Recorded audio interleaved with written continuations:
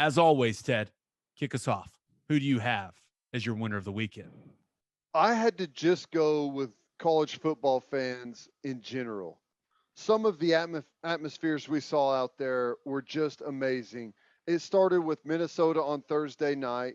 Then the Friday Virginia Tech North Carolina game was awesome. The Inner Sandman, that was great. Texas A&M with the red, white, and blue. The jump around at Wisconsin. It was so cool to see college football back in a real way. Not just playing the games, but to see the fan interaction. It was awesome. I loved seeing that. It that's the first time it really felt like we're back to normal, at least somewhat here, seeing some of these college football atmospheres. Yeah, that's one thing we didn't talk about when it comes to the OU Tulane game. Everything about that atmosphere was weird. It was odd. I was surprised that there weren't more people there. As was I. Even knowing that it was a quick turnaround, okay. A 1 week deal, but it had nothing to do with like the operations of the city. Am I the only one that expected the entire lower bowl to be full? No. I absolutely thought it was going to be the entire lower bowl full. I was shocked. I get it. I mean, it was a late deal. It was a holiday weekend where people have plans. All of that said, I was still shocked. For a $30 ticket, 50, I guess, if you weren't a season ticket holder, that's still, I thought it was going to be absolutely slammed with the lower bowl. The energy level of the team reflected the energy level in the stadium. I think that's the thing. If you don't think it's a thing, you're wrong. It's definitely a thing. But yeah, that was surprising. I was surprised. Well, get ready because it's probably going to be similar against Western Carolina. I mean, I think there'll be more people there, obviously, because it's one that we've known is going to be here for a long time, but I wouldn't expect, OU fans to be tearing down the house at 6:00 kick against Western Carolina. And it's going to be hot as hell. What I saw today was hotter than Saturday. Now, maybe it's going to be drier or something. I don't know. It's going to be 6:00. So maybe it feels cooler, but it's going to be hot again. Awesome. All right. Who do you have as your loser of the weekend? I had to go with this stupid taunting celebration penalty. If someone is returning an interception or a kickoff or a long run, whatever it may be, and they turn around and taunt, whatever, do their thing, there's no way you should be able to take that play away. You can't do it. Right? What am I missing? How is that possible? It's a stupid rule. You should just, if you're going to call taunting, it should be tacked on to the kickoff. Yes. You can't. He taunted him. He gave him the peace sign at the 2. It will be a 15-yard penalty from the 2-yard line first. Like, that's the dumbest thing ever. Is there a familiar, is there a specific instance you're thinking of that you saw? Well, I saw the East Tennessee State 99-yard intercept. Was it against Vanderbilt? In case you're wondering what kind of problem Teddy and I have when it comes to watching college football, he was watching ETSU versus Vandy clips. Good God, man. Well, you can't do that. It's kind of the same thing for me as calling a fair catch on the 8-yard line and getting the ball in the 25. You can't do that. It doesn't work with the way that the game flows and the way the game's made. You can't eliminate a play that happened legally. You can't wipe it. You just can't do that. It's not the way things work. I hate that penalty. Hey, guys should play by the rules. I get it. But that rule is stupid. Change the rule. I'm with you. That is stupid. Very, very stupid. I've never really thought of that. That's a really bad rule. Yeah, you can't do stuff like that. They should eliminate that. They should eliminate the stupid punt rule where everyone can release downfield, and they should eliminate the fair catch and you get the ball in the 25. That's the dumb.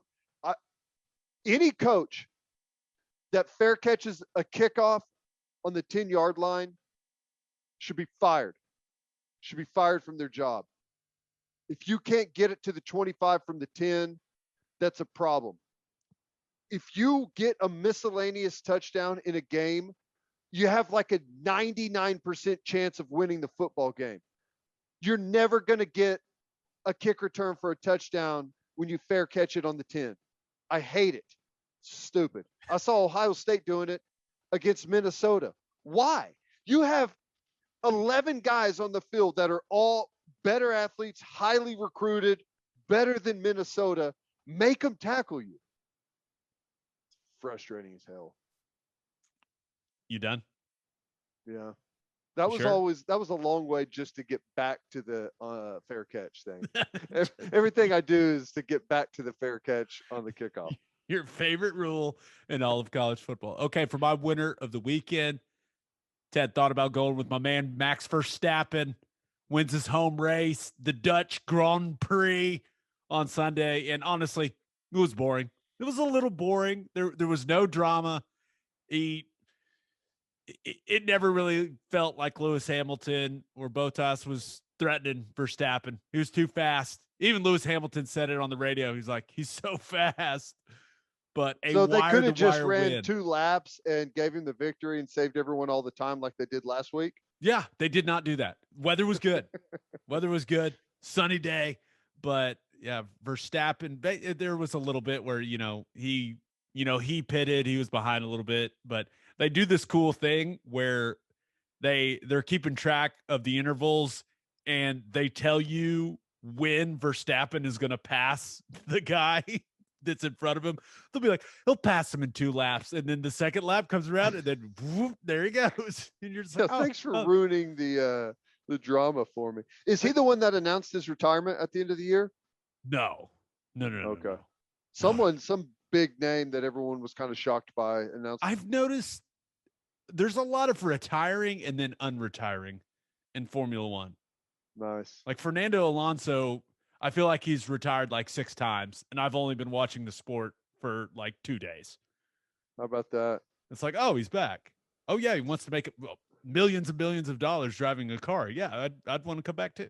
So they got the Brett Favre issue in Formula One as well, huh? Okay. Oh yeah. But my winner of the weekend, Chip Kelly.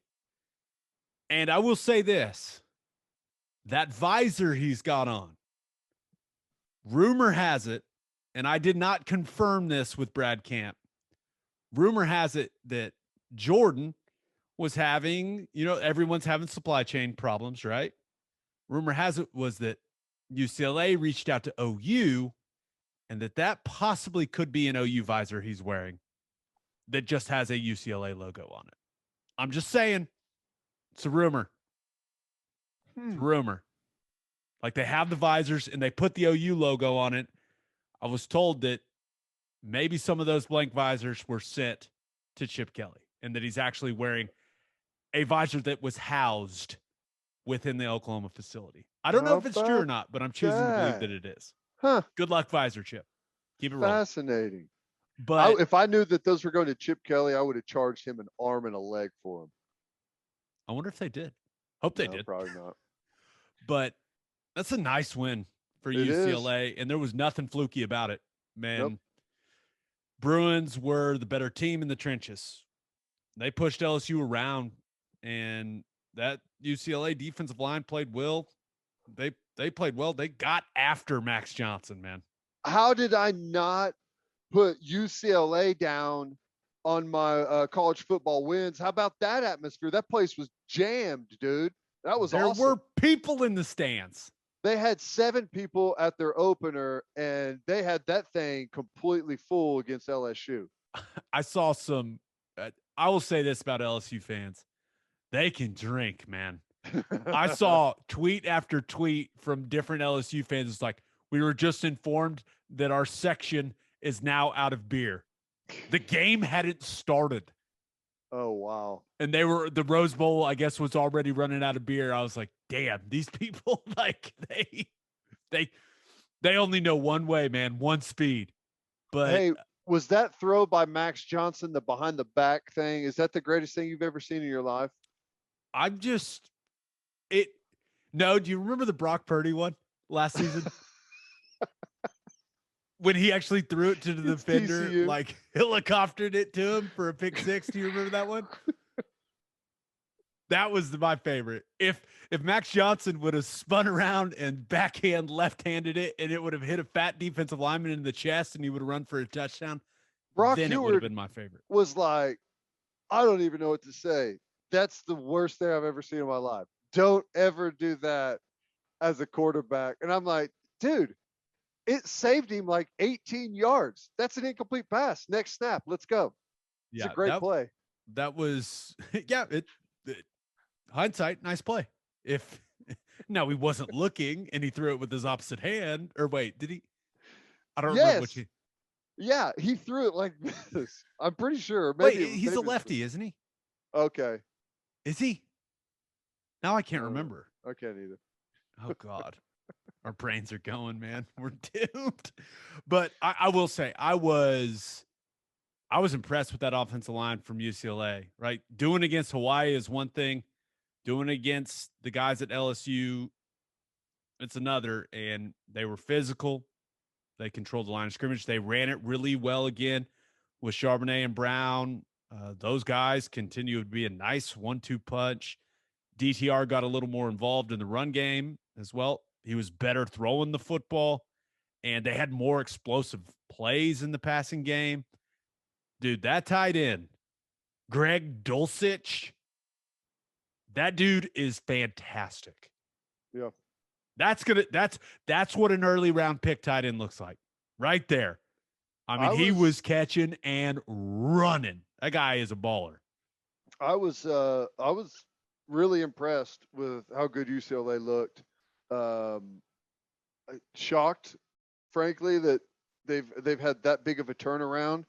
And I got to tell you, I'm sitting here looking at their schedule. At Stanford, totally winnable. At Arizona, at Washington, at Utah, at USC. They got Oregon at home. I'm trying to find a spot where I think they go down, and they may be the best in the Pac-12 by a decent margin. They look good. But if it wasn't for Kayshon Boutte, LSU may have gotten blown out. I mean, that guy was awesome, and he looks like he's going to be the next great LSU wide receiver. But nice win for Chip Kelly and the Bruins. Except for my loser of the weekend, thought about going with Randy Edsall. UConn lost to Holy Cross and kind of got blown out by Holy Cross. That's an FCS school. Did you see him try and get the whole team fired up, and they all just kind of stood there? I felt so bad. He stuck his hand in. No one put their hand in. Should they just cancel football there? They announced basically that they were going to do that a couple years ago, didn't they? Or last I just year, remember them going independent. I don't know. But hey, Edsall, it's like wasn't even 24 hours after the game announced he's retiring after the season. I don't blame him. Don't blame him. Brutal. I played in a Fiesta Bowl against them 10 years ago. It's not like it was 30. It was 10 years ago. I mean, that's unbelievable. Who was quarterback in that game? I have no idea. Played offense. Huh. Wow. But it was it's hard to imagine. Like, they were in a Fiesta Bowl 10 years ago, and on Saturday they lost to Holy Cross, and the Holy Cross kind of ran away with it in the fourth quarter. They're challenging Kansas. Kansas They're played in worse the than Orange Kansas. Bowl. Way worse.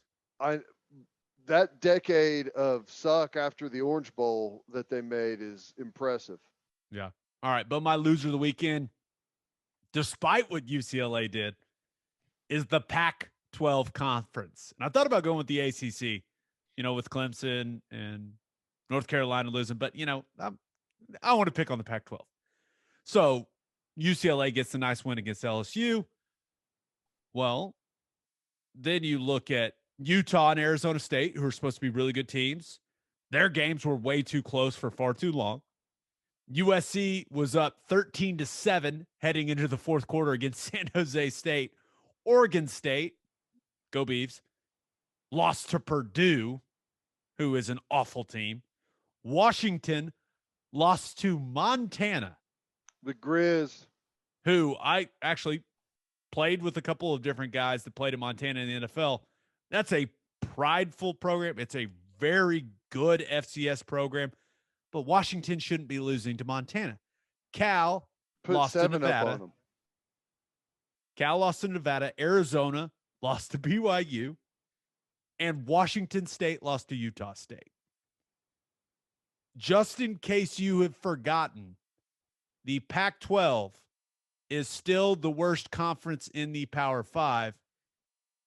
Being part of the alliance does not change that. There is not very good football played in that league by anyone not named Oregon. And I guess UCLA now. Now, Washington, I don't know what their excuse is, but dude, that's a bad weekend for the Pac-12. Well, Oregon didn't even look good. No. Oregon looked bad. They about got beat. And their best player got scared out of the football game. Did you see that? Had a guy fall on the back of his leg, rolled his ankle, walked off the field fine, and was like, no, I'm done, man. I'm not going back in there and screwing up a draft pick. He checked himself out of the game after a quick little scare. You're right, dude. The Pac-12, brutally bad. Brutally bad.